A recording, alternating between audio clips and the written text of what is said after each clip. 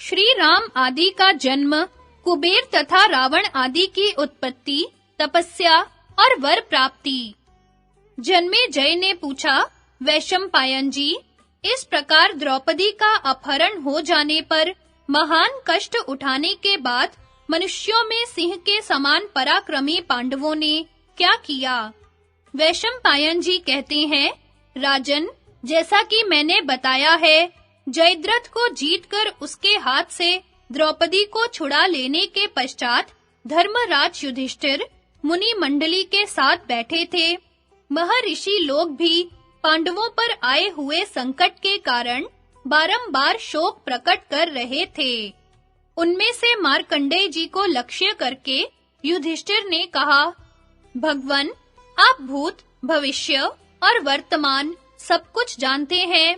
देवऋषियों में भी आपका नाम विख्यात है। आपसे मैं अपने हृदय का एक संदेह पूछता हूँ, उसका निवारण कीजिए। यह सौभाग्यशालिनी द्रुपद कुमारी यज्ञ की वेदी से प्रकट हुई है। इसे गर्भवास का कष्ट नहीं सहना पड़ा है। महात्मा पांडु की पुत्र वधू होने का भी इसे गौरव मिला है। इसने कभी भी पाप या निंदित कर्म नहीं किया है। यह धर्म का तत्व जानती और उसका पालन करती है। ऐसी स्त्री का भी पापी जयद्रथ ने अपहरण किया। यह अपमान हमें देखना पड़ा। सगे संबंधियों से दूर जंगल में रहकर हम तरह-तरह के कष्ट भोग रहे हैं।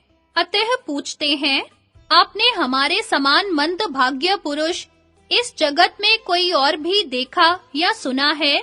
मार्कंडेय जी बोले, राजन, श्री रामचंद्र जी को भी वनवास और स्त्री वियोग का महान कष्ट भोगना पड़ा है। राक्षस राज दुरात्मा रावण माया जाल बिछाकर आश्रम पर से श्री रामचंद्र जी की पत्नी सीता को हर ले गया था। जटायु ने उसके कार्य में विघ्न खड़ा किया तो उसने उसको मार डाला। फिर श्री रामचंद्र जी सुग्रीव की सहायता से समुद्र पर पुल बांधकर लंका में गए और अपने तीखे बाणों से लंका को भस्म कर सीता को वापस लाए। युधिष्ठिर ने पूछा, मुनिवर, मैं पुण्य कर्मा श्री रामचंद्र जी का चरित्र कुछ विस्तार के साथ सुनना चाहता हूँ। आप बताइए कि श्री रामचंद्र जी किस वंश में प्रकट हुए, उनका बल और पराक्रम कैसा था? साथ ही यह भी कहिए कि रावण किसका पुत्र था और उसका श्री रामचंद्र जी से क्या वैर था? मार्कंडेय जी बोले, इक्ष्वाकु के वंश में एक अज नाम से प्रसिद्ध राजा हुए थे।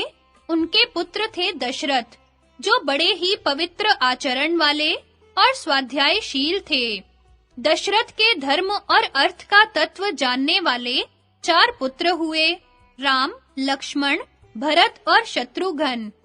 राम की माता कौसल्या थी और भरत की कैकेयी तथा लक्ष्मण और शत्रुघ्न सुमित्रा के पुत्र थे। विदेह देश के राजा जनक की एक पुत्री थी जिसका नाम था सीता। उसे स्वयं विधाता ने ही श्री रामचंद्र जी की प्यारी रानी होने के लिए रचा था। इस प्रकार यह मैंने राम और सीता के जन्म का वृत्तांत बतलाया है। अब रावण के जन्म की कथा सुनो। संपूर्ण जगत की सृष्टि करने वाले स्वयं भू ब्रह्मा जी रावण के पितामह थे। उनके परम प्रिय मानस पुत्र पुलस्त्य जी थे। पुलस्त्य की पत्नी का नाम था गौ। उससे वैश्रवण नामक पुत्र हुआ। वह पिता को छोड़कर पितामह की सेवा में रहने लगा। इससे पुलस्त्य को बड़ा क्रोध हुआ और उन्होंने अपने आप को ही दूसरे शरीर से प्रकट किया। इस प्रकार आधे शरीर से रूपांतर धारण कर पुलस्त्य जी विश्रवा नाम से विख्यात हुए। वे वैश्रवण पर सदा कुपित रहा करते थे, किंतु ब्रह्मा जी उस पर प्रसन्न थे, इसलिए उन्होंने उसको अमरत्व प्रदान किया। धन का स्वामी और लोकपाल बनाया। महादेव जी से उसकी मित्रता कराई और नलकूबर नामक पुत्र प्रदान किया। उन्होंने राक्षसों से भरी लंका को कुबेर की राजधानी बनाया और उन्हें इच्छा अनुसार विचरने वाला एक पुष्पक नाम का विमान दिया। इतना ही नहीं, ब्रह्मा जी ने कुबेर को यक्षों का स्वामी बना दिया और उसे राज की उपाधि भी दी। पुलस्त्य के आधे देह से जो विश्रवा नामक मुनि प्रकट हुए थे, वे कुबेर को कुपित दृष्टि से देखने लगे। राक्षसों के स्वामी कुबेर को यह बात मालूम हो गई कि मेरे पिता मुझ पर नाराज हैं, अतः वे उन्हें प्रसन्न रखने का प्रयत्न करने लगे। उन्होंने 3 राक्षस कन्याओं को पिता की सेवा में नियुक्त किया। वे बड़ी सुंदरी और नाचने गाने में निपुण थी।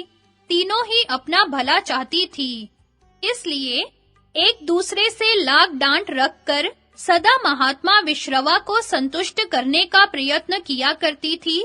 उनके नाम थे पुष्पोत्कटा, राका और मालिनी। मुनि उनकी सेवाओं से प्रसन्न हो गए और प्रत्येक को लोकपालों के समान पराक्रमी पुत्र होने का वरदान दिया।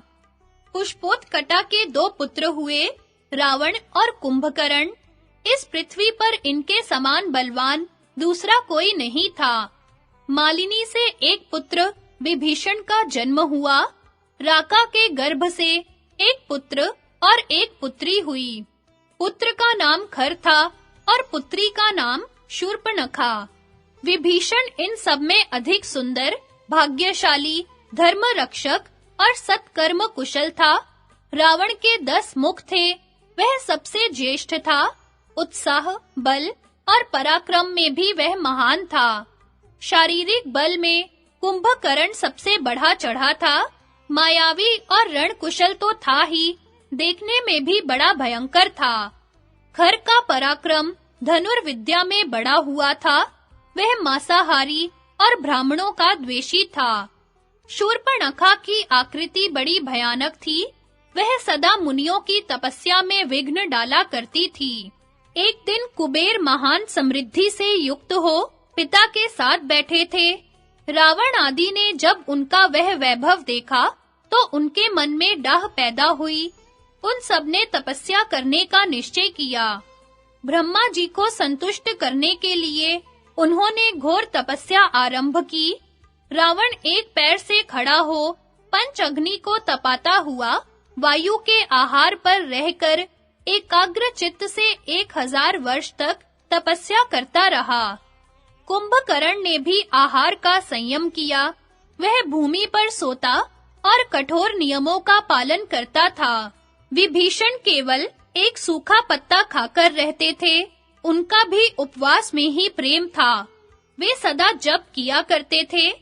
कुंभकर्ण और विभीषण ने भी उतने ही वर्षों तक कठोर तप किया। खर और शूर्पणखा ये दोनों तपस्या में लगे हुए अपने भाइयों की प्रसन्न चित्त से सेवा करते थे। 1000 वर्ष पूरे होने पर रावण ने अपने मस्तक काट-काट कर अग्नि में उनकी आहुति दे दी। उसके इस अद्भुत कर्म से ब्रह्मा जी बहुत संतुष्ट हुए। उन्होंने स्वयं जाकर उन सबको तपस्या करने से रोका और सबको पृथक-पृथक वरदान का लोभ दिखाते हुए कहा, पुत्रों, मैं तुम सब पर प्रसन्न हूँ, वर मांगो और तप से निवृत्त हो जाओ। एक अमृतत्व छोड़कर जो जिसकी इच्छा हो मांग ले, वह पूर्ण होगी। फिर रावण की ओर लक्ष्य करके कहा, तुमने महत्वपूर्ण पद प्राप्त करने की इच्छा से अपने जिन मस्तकों की आहुति दी है, वे सब पूर्ववत तुम्हारे शरीर में जुड़ जाएंगे। तुम इच्छानुसार रूप धारण कर सकोगे तथा युद्ध में शत्रुओं पर विजयी होगे, इसमें तनिक भी संदेह नहीं है। रावण बोला, गंधर्व, देवता, असुर, यक्ष, राक्षस, सर्प, किन्नर तथा भूतों से मेरी कभी पराजय न हो। ब्रह्मा जी ने कहा, तुमने जिन लोगों का नाम लिया है, इनमें से किसी से भी तुम्हें भय नहीं होगा, केवल मनुष्य से हो सकता है। उनके ऐसा कहने पर रावण बहुत प्रसन्न हुआ। उसने सोचा, मनुष्य मेरा क्या कर लेंगे, मैं तो उनका भक्षण करने वाला हूँ। इसके बाद ब्रह्मा जी ने कुंभकर्ण से वरदान मांगने को कहा। उसकी बुद्धि मोह से ग्रस्त थी, इसलिए उसने अधिक काल तक नींद लेने का वरदान मांगा। ब्रह्मा जी उसे तथास्तु कहकर विभीषण के पास गए और बारंबार कहा, बेटा, मैं तुम पर बहुत प्रसन्न हूँ, तुम भी वर मांगो। विभीषण बोले, भगवन, बहुत बड़ा संकट आने पर भी कभी मेरे मन में पाप का विचार न उठे तथा बिना सीखे ही मेरे हृदय में ब्रह्मास्त्र के प्रयोग की विधि स्फुरित हो जाए। ब्रह्मा जी ने कहा, राक्षस योनि में जन्म लेकर भी तुम्हारा मन अधर्म में नहीं लगा है, इसलिए तुम्हें अमर होने का भी वर दे रहा हूँ।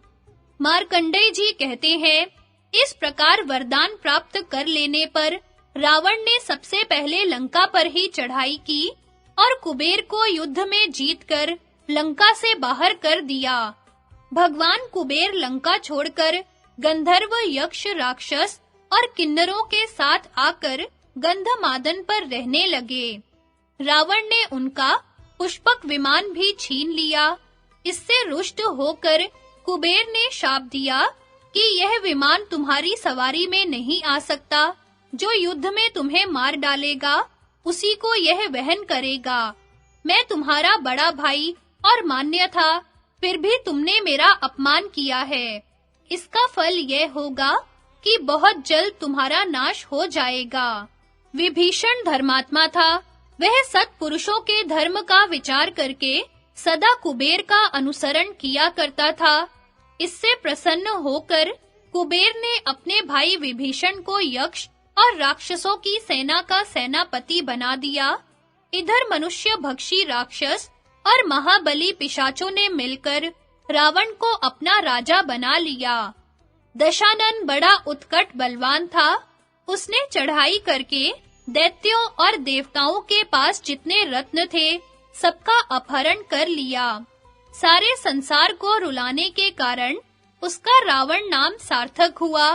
देवताओं को तो वह सदा भयभीत किए रहता था।